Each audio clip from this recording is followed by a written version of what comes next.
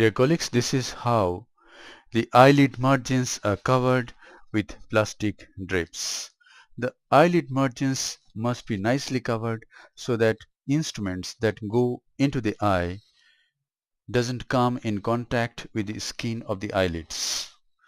Now, a thorough wash of the ocular surface is to be given applying betadine 5% lotion in all intraocular surgeries as well as in all extraocular surgeries. This is very, very important. Now this is an one-eyed patient and I am taking extra precautions for this case, but in all cases we must take adequate precautions. The main incision is placed at a selected site. One stab incision is made on the left side of the main incision. Here it is. This is a side port incision. Now air bubble is injected in this case just for demonstration. It is not necessary otherwise. Capsulorhexis can be done very well in this case without applying trypan blue dye. However, if I apply this dye, this step of surgery, capsulorhexis, will be clearly visible. Now the dye is washed out. Viscoelastic substance is injected into the anterior chamber. HPMC, that is hydroxypropyl methyl cellulose, is injected and the anterior chamber is filled up with this viscoelastic substance. It is also sprayed over the epithelial surface of the cornea. It protects the epithelium very well and it improves the visibility of the intraocular tissues. Another side port incision has been made on the right side of the main incision, and now this is a cystitome. 26 gauge needle has been bent to make this cystitome. The capsule has been incised and a capsular tag has been raised. This capsular tag is held with a ureter forceps and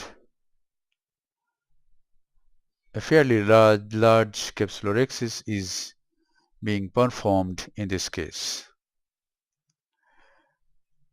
I move anticlockwise to make the rhexis. This is a fairly round rhexis. Now hydrodissection is done. BSS, that is balanced salt solution, is passed just underneath the capsule and we see that a fluid wave goes from one side to the other side. In this case, it didn't go to the other side. Hydrodissection is being done at another side. Now we can see that the capsule is not rotating nicely. So what we can do is we inject some more viscoelastic substance and take two instruments, a chopper and a Sinskey hook. The chopper is in the left hand and the Sinskey hook is in the right hand.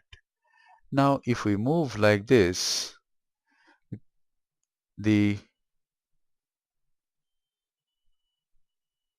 capsulocortical adhesions breaks safely and the capsule and the nucleus rotates very nicely.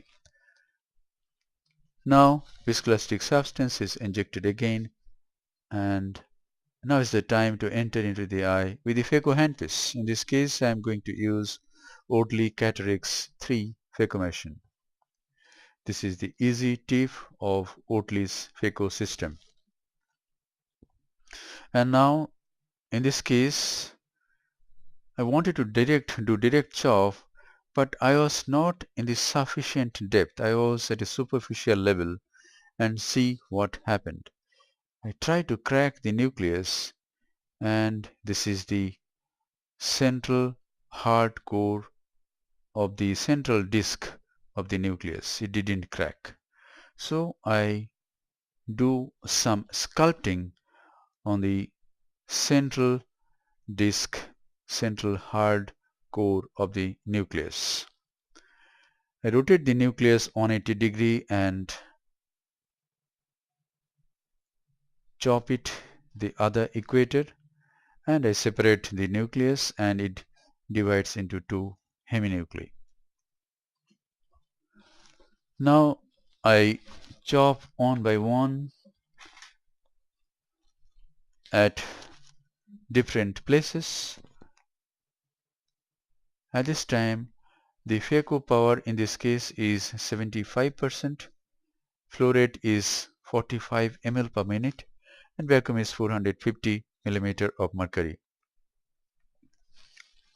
We can see the cataract is quite hard. It is about grade 4. The nuclear sclerosis is about grade 4. Now, since this is a one-eyed patient, I am a bit slow in emulsifying the nucleus.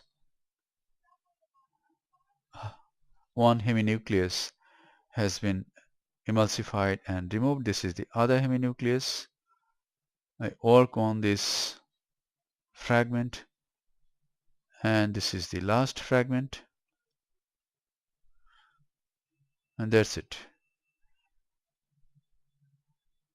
The nucleus has been managed. Now viscoelastic substance is injected into the anterior chamber, and this part of the surgery is edited.